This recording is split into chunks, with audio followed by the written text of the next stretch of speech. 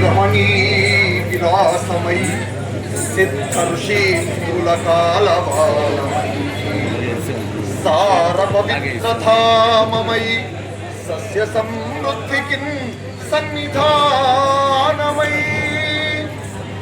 భారత రామగాథలను భక్తిని పాడడి కర్మభూమి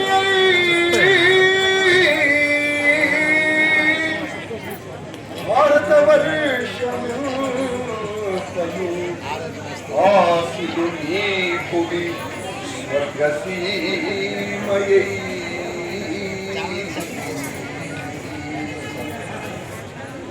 నేను భారతీయుడిని, అన్ని మతాలు గొప్పవే అని ప్రపంచ వేదికపై ఎలుగెత్తి చాటిన వివేకానందుని వారసుని. నాది వేదభూమి, ధర్మ కర్మ సిద్ధాంతాలను ఆచరించి ప్రవచించిన పవిత్ర భూమి. ప్రపంచం అక్షరాలు నేర్పని నాడు ఇక్కడ వేదాంగాలు ఉద్భవించాయి. చతుర్వేదాలు, ఉపనిషత్తులు, అష్టాదశ పురాణాలు, రామాయణ, భారత, భాగవతాలు నా సాంస్కృతిక వారసత్వం. ప్రపంచంలోని తొలి విశ్వవిద్యాలయం అయిన నలంద, తక్షశిల, విక్రమశిల మొదలగు 65 విశ్వవిద్యాలయాల ద్వారా ప్రపంచం మొత్తానికి విద్య నేర్పిన ఘన చరిత్ర నాది. గణిత శాస్త్రానికి ఆధారభూతమైన సున్నా విలువ కనుగొన్నది, నేడు ప్రపంచం మొత్తం వినియోగిస్తున్న దశాంశ పద్ధతిని కనుగొన్నది నా భారతీయులే. ఈ ప్రపంచంలో మొట్టమొదటిసారిగా కాల నిర్ణయం చేసి సూర్య చంద్ర గ్రహణాల రాకపోకలు తెలిపిన భాస్కరాచార్యుడు నా భారతీయుడే. న్యూటన్ గురుత్వాకర్షణ సిద్ధాంతాన్ని కనుగొనడానికి 1000 సంవత్సరముల ముందే దాన్ని కనుగొని సూర్యుడు స్థిరంగా ఉన్నాడు, భూమి గోళాకారంగా సూర్యుడు చుట్టూ తిరుగుతుంది అని ప్రవచించిన ఆర్యభట్టు నా భారతీయుడే. నేడు ప్రపంచ ప్రసిద్ధి చెందిన అజంతా, ఎల్లోరా, ఖజరహో, హలీబీడు, బేలూరులోని అత్యద్భుతమైన గాంధార శిల్పకళకు పుట్టినిల్లు నా భారతదేశం. ఈ ప్రపంచంలో తొలి వైద్య గ్రంథం ఆయుర్వేదం. వినాయకునికి గజముఖాన్ని ఇవ్వడం, దక్షుడు తల నరికి గొర్రెతల పెట్టడం, విచ్ఛిన్నమైన పిండాన్ని నూటంక భాండాలలో పెట్టి కౌరవులను సృష్టించడం అలా నాటిన భారతీయ వైద్య నిపుణుల మేధాశక్తికి నిదర్శనం. మృత సంజీవిని విద్య తెలిసిన శుక్రాచార్యుడు, చరక సంహిత రచించిన చరకుడు, కొన్ని వేల సంవత్సరముల క్రితమే మెదడుకు శస్త్రచికిత్స నిర్వహించిన సుశ్రుతుడు, బాలరోగ చికిత్సకుడైన జీవకుడు నా భారతీయుడే. రసాయనిక శాస్త్రజ్ఞులైన నాగార్జునుడు, వస్త్రఘోషుడు, చవ మహర్షి మరియు నేడు అమెరికా కేంబ్రిడ్జ్ యూనివర్సిటీలో పరిశోధనా గ్రంథాలైన అంశువర్ధిని, యంత్ర సర్వస్వం అనే గ్రంథాలను రచించిన భరద్వాజ మహర్షి, కర్దమ మహర్షులు కూడా నా భారతీయులే. శ్రీరాముడు నిర్మించిన వారధి, శ్రీకృష్ణుడు నిర్మించిన ద్వారక అలనాటి మన భారతీయ సాంకేతిక ప్రతిభకు ప్రత్యక్ష సాక్ష్యాలు.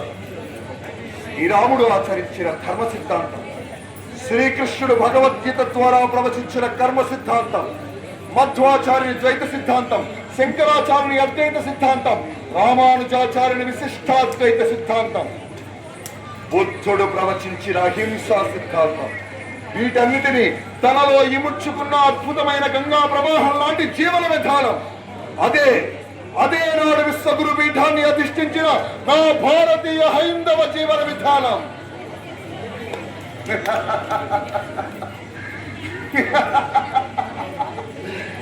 ఇదంతా నా గతం. ఇప్పుడు నేను ఆధునిక భారతీయుడిని, ఐ మీన్ మోడర్న్ ఇండియా. మీకు అర్థం కాలేదనుకుంటా. జస్ట్ చూసారుగా మేము ఎంత మారిపోయాము. మేము ఎంతగా మారిపోయామంటే గతంలో శృంగారం చీకట్లో ఉండేది, జీవితాలు వెలుగులో ఉండేది. ఇప్పుడు శృంగారం వెలుగులోకి వచ్చింది, మా జీవితాలు మాత్రం చీకట్లో మగ్గుతున్నాయి. Because we are modern Indians. కప్పుకోవాల్సిన అందాన్ని ఫ్యాషన్ షో పేరుతో అందరికీ పబ్లిక్ గా చూపిస్తాం. కానీ అందరికీ చూపించాల్సిన అందమైన ముఖాన్ని మాత్రం పబ్లిక్ లో తిరుగుతున్నా కప్పేసుకుంటున్నాం. Because we are modern Indians. గతంలో మేమంతా హార్డ్ వర్కర్లు, అందుకే మా మనసు చాలా సాఫ్ట్ గా ఉండేది. ఇప్పుడు మేమంతా సాఫ్ట్వేర్ ఇంజనీర్లే, కానీ మా మనసు మాత్రం కుటుంబాలతో కూడా కలవలేనంత హార్డ్ గా మారిపోయింది. Because we are modern Indians. అప్పట్లో దొంగలు నెట్టింట్లో దోచేవాళ్ళు, ఇప్పుడు దొంగలు నెట్టింట్లో దోస్తున్నారు. అప్పట్లో మా పెద్దలు తిండి దొరక్క బాధపడేవాళ్ళు, ఇప్పుడు మేము తిన్న దొరక్క బాధపడుతున్నాం. Because we are modern Indians. కుల మత భేదాలు ఉండకూడదని చెప్పేది నేనే, కులం చూసి మతం చూసి ఓటు వేసేది నేనే, అవినీతి అంతమందించాలి అని అరిచేది నేనే. ఆడంత తీసుకోగలేంది, నేను కొంచెం తీసుకుంటే తప్పేంటి అని వాదించేది నేనే. Because we are modern Indians.